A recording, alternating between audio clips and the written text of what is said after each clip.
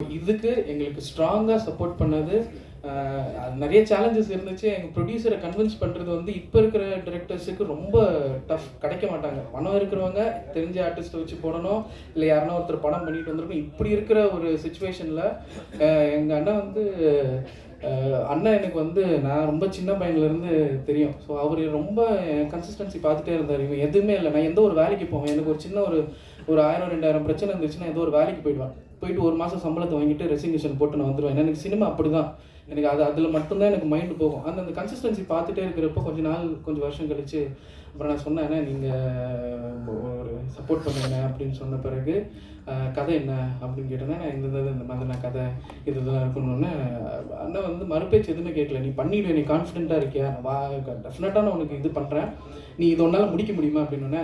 ஆனால் என்கிட்ட ஒரு சின்ன பிளான்ஸ் இருக்குன்னு, நம்ம அந்த மாதிரி பிளான்ஸ்லாம் நம்ம எக்ஸிக்யூட் பண்ணோன்னா கண்டிப்பாக இந்த படத்தை நான் யாருன்னு தெரியாது, ப்ரொடியூசர் என்ன இந்த உலகத்துக்கு யாருன்னு தெரியாது, இந்த கதையை நம்ம கொண்டு போகணுன்னா நிறைய பேர்த்துக்கு தெரிய வைக்கணும்னா இந்த மாதிரியான சோஷியல் இஷ்யூஸை ஹேண்டில் பண்ணுற ஒரு பெரிய பவர்ஃபுல்லான மென் நம்மளுக்கு வேணும்னு, அவங்கள நம்ம நோக்கி போகணும் அப்படின்னு சொல்லிட்டு படம் முடிச்சுட்டு சப்போர்ட் பண்ணிட்டு வந்தாச்சு.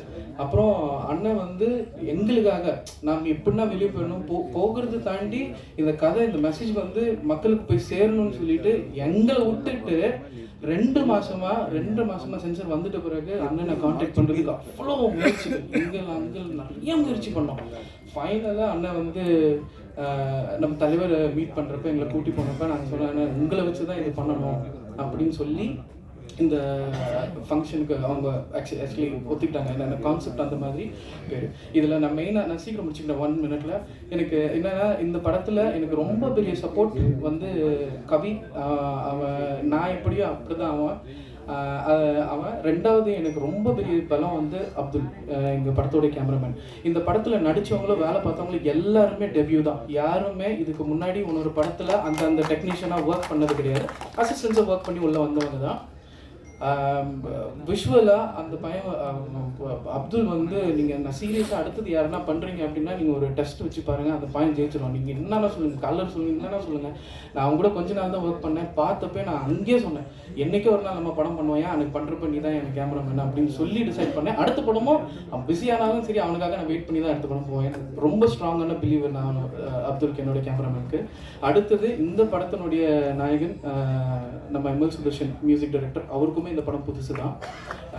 நிறைய டெக்னிக்கலாக கொஞ்சம் நல்ல சவுண்ட் உள்ள ஒரு பார்ட்டி தான் அவர்.